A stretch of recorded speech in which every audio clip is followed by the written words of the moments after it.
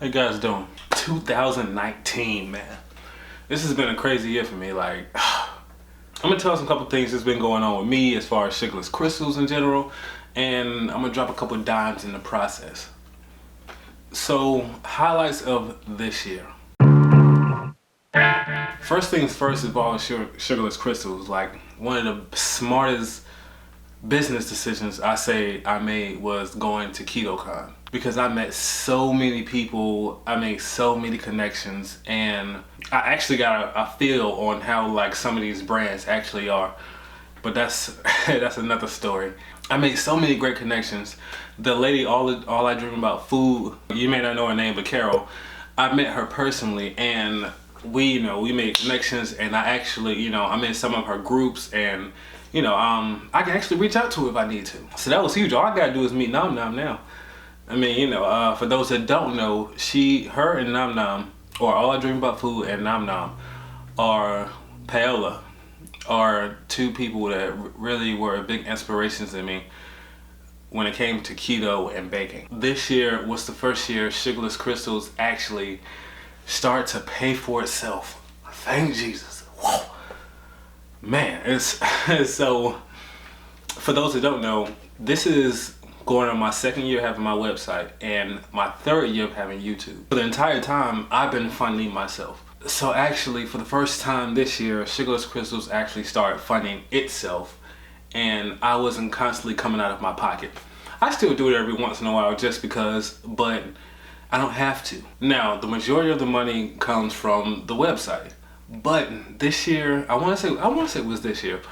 It hasn't been that long anyway. But I became monetized on YouTube. I was expecting a big whoa, but that was a big letdown. But in all, let me not say that, because I'm very, very thankful that you guys allowed me to reach this milestone, because you had to have at least 1,000 subscribers and at least 4,000 hours worth of view time, and I have that. I have well over 100,000 views on my channel, which is quite an accomplishment. A lot of people don't even have that much. Another highlight of my year was I left the country for the first time. I visited Cape Town, South Africa for about a week, 6 days to be exact. I had the pleasure of knowing a couple locals, from someone over here by the name of Mishka and Brandon. Shout out to you guys. Thank you very much, that I met through Instagram. And I hung with some of their friends, some of their friends' family members, and overall I just got an amazing experience to leave the country for the first time. It was like a big, just wow. Like, I've never seen anything like that before in my life. I mean, I'm an East Coast guy, man. I've never even been to the West besides Texas. I went there last year too for the first time, so that's not even the West. That's Central USA, right? Correct me in the comments if I'm wrong. Something I saw over there that really disturbed me was how they're really trying to kill us over here when it comes to our food. The food quality was so much different over there.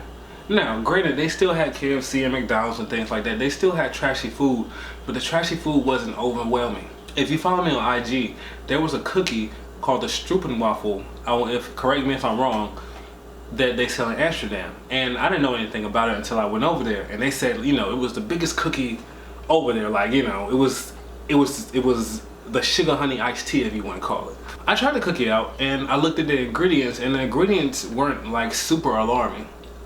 The first ingredient was not sugar, of course, but to my surprise, when I got home, I went to Harris Teeter, and they had that cookie there.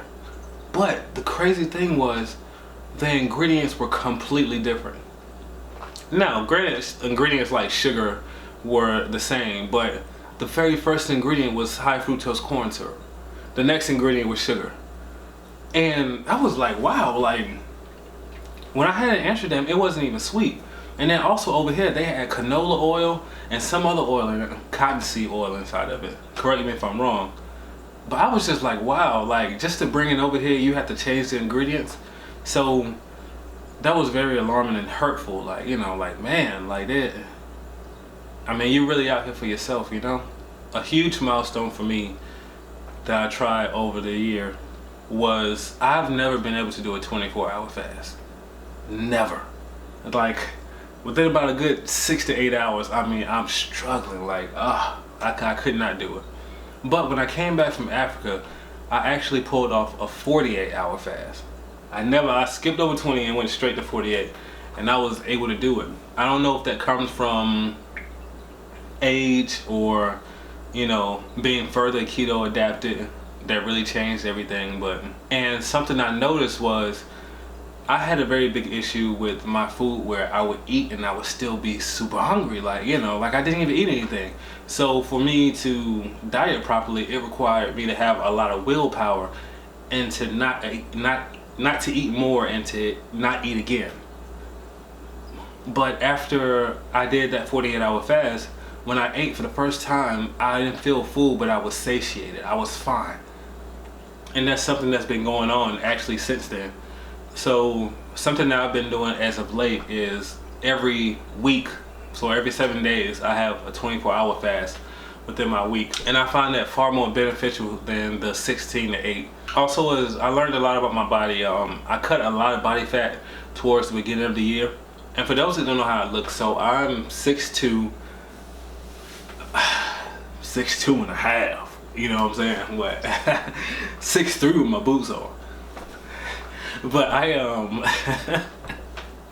so I'm tall, but I have a very athletic figure. Like, so I look like a basketball player, for the lack of a better words. So I don't look slinky, but I look slim, but you can tell I have muscle on me. If that gives you a good idea of how I'm shaped. For those that have my cookbook, I'm in there with my shirt off, so you definitely saw what I look like there. But I've definitely become understanding that I have the body type where if I diet and exercise properly, I'll look great. But if I don't, you know, I'll start to fall off. And I found this medium within my body where I'm never overweight, but you know, I always look great. And that's something I've been struggling to find for years within my life. Like, I mean, I've been working out since middle school. So I mean, the muscle I have, I worked hard for it, and I really found out how to maintain it. Even though I'm 3 years into keto as far as sugarless crystals, I'm well into about 5 or 6 years when it comes to keto in general. I'm really focusing more on my food quality over my macros. Now, that doesn't mean I eat bread, because I still don't, because I feel better without it. But I'm not so cautious when it comes to, I mean, I'll eat yogurt, and yogurt has carbs. You know, every once in a while, throughout the year, I've had a potato or two. And I didn't die the day after, surprisingly. I didn't die. A lady contacted me and told me, you know, during Thanksgiving, she was like, you know, I had all these carbohydrates, and I woke up the next morning and I was in ketosis. Well, that's because, like, you know, I mean, not to bang the nail on the head, but ketosis is a metabolic state. It's not your food. So if you're keto adapted and you're very strongly keto adapted, you can get away with a lot more than what the average person can. Not saying if she were to sit there and just been on bagels and ice cream every day, she would stay in ketosis, because that's not possible. That's not gonna happen. Well, I'm not gonna say it's not possible, but the science says that's not gonna happen.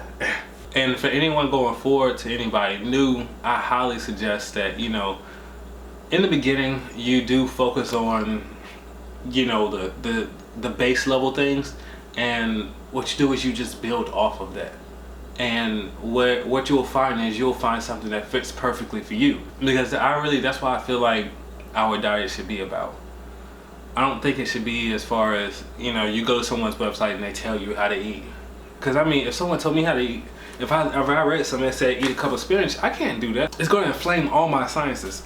Like, I can't do it. So to say spinach is healthy, well, not for everybody, you know? For the future. Now, some of you may notice that I haven't been posting on YouTube as much. I'm going to get down to the nitty gritty, and no, I'm not going anywhere.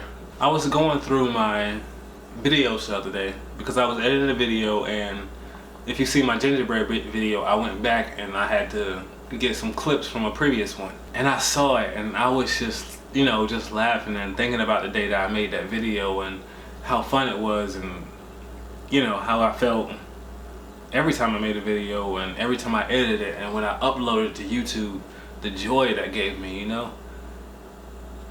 I was just like, wow, man, I really, really love what I do. I really love doing this. But the man in me, or maybe I guess you could say, set aside my emotion that this isn't the avenue for me for what I'm doing. As I said, I'm not gonna quit YouTube. I'm still gonna put out YouTube videos, but the frequency that you're used to seeing, you're just not gonna see as much. Because once I got monetized, I saw how little YouTube brought me in. When it comes to YouTube, I frankly don't believe I have the channel or the face to truly prosper like that. Now, of course, there are select few people that just enjoy my channel and everything about it, but I just don't have what it takes.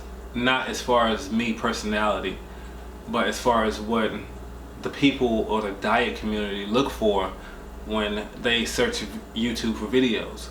Now, I'm a food blogger now. When I look at other food bloggers, everybody doesn't have a YouTube channel. I mean, granted, Keto Connect has a YouTube channel, but how often do you see them post recipes like that? Most of that stuff is very vlog style, you know? And not saying, you know, you have Headbanger's Kitchen. He does well with his videos. He's done well. But there are other factors that are involved in that. When I first came, I thought I could, you know, bring something fun and exciting to the diet community, because everything associated with the diet community was just so serious and stoic. Just serious. So I figured I could bring a change. But the crazy thing about change is sometimes it's accepted very well, sometimes not so much.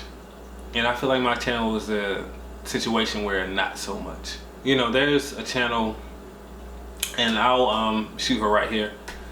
She started after me, but she has the look, she has the information, she has the camera presence that people in the diet community look for, and she's doing very, very well, and I'm so happy for her. Like, I'm so happy for her. I mean, I think her channel's dope.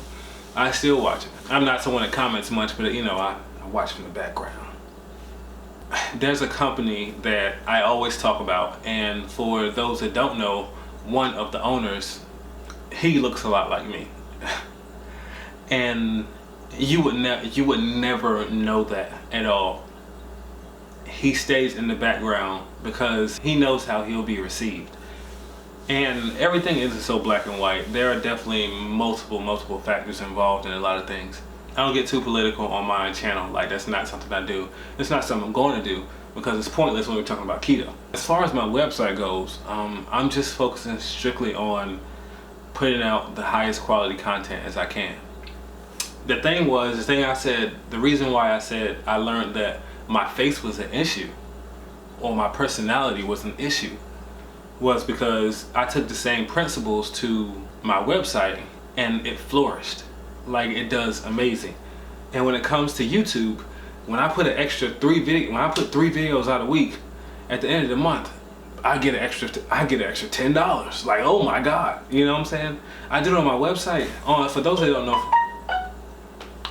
don't know, for my website, I always put out 2 recipes a week. But one month I decided to put out 3 recipes out of the 2 weeks out of the 4. It was an extra $100, you know? So you tell me, where should I put more of my focus in? I'm not gonna stop YouTube because I love YouTube, but I have to be smart about it. I have to I have to live, and I have to create these videos, I have to create these recipes, and those things cost money. Speaking of products and things of that nature, I'm no longer doing a lot of affiliates. So, you know, I had a situation where at KetoCon, I would walk past the booth and, you know, I would see other people in front of me walk past the booth and, hey, come try this, you know what I'm saying?